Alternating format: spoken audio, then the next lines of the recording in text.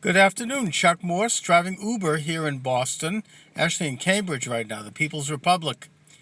The forces that are arrayed against President Donald Trump, I would compare to the forces that were arrayed against President John F. Kennedy back in the 1960s. And we know what happened to Kennedy. Those are the forces that were described by President Eisenhower as the military-industrial complex. It's euphemistically called the Eastern Seaboard liberal establishment. The left is really the window dressing, I would argue, of this establishment. They're sort of the street people, what Lenin called the shock troops.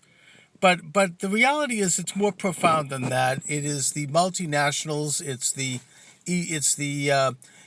As Elizabeth Warren, who is certainly part of it, calls the millionaires and the billionaires, the top 1%ers, as they were described by Occupy Wall Street. The Democratic Party is really captured by it. Sort of the establishment Republican Party is a part of it. Even many conservative groups are a part of it. And it's essentially internationalist.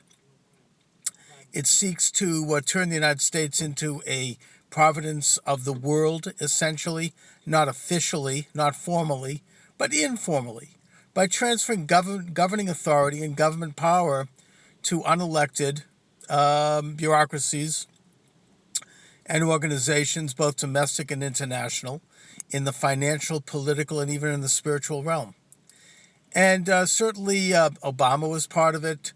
The Bushes were part of it. I think Reagan was kind of somewhat of a rebel, and a couple of shots over his bow early on might have constrained him. But the fact of the matter is that Donald Trump and Kennedy, for that matter, are sort of what they might think of as rogue, as loose cannons on the deck. I mean, Kennedy was a pretty conservative guy. I mean, Kennedy was a part of it, but at the same time, Kennedy did not want to implement a far-left agenda, as was contemplated at the time.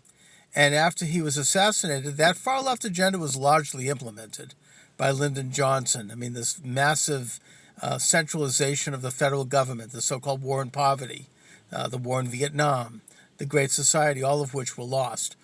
And kind of a further merge into the international order that goes back really to Wilson and his internationalism. Well, Donald Trump, on the other hand, represents something very different, and that comes down to simply two words: America first. That is a concept that makes Donald Trump different from all the others, not so much because he says this, but because he means it. He actually does want policies that would put Americans first. American labor, American business, American individuals, American culture. He wants to put America first, and that's natural, in the same way that you as an individual watching this put yourself first, your family first. Other nations put their interests first. This is normal.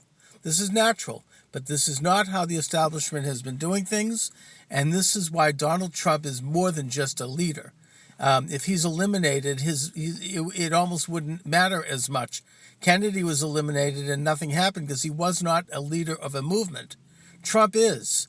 And as such, Trump's movement is something that is waking up and will continue whether he is at the top of the leadership or not.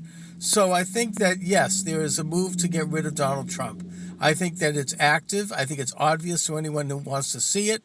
They want to get him out of office, and they're doing everything they can on a daily basis to do so. And they very well may be successful if we don't circle the wagons and protect our president. But even if they are successful, we have to realize that they cannot stop a movement.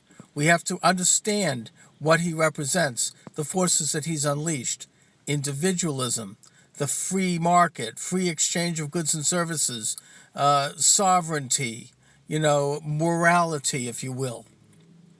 And we have to continue to help that movement grow regardless of who is president, because if they get Trump, and they very well might, we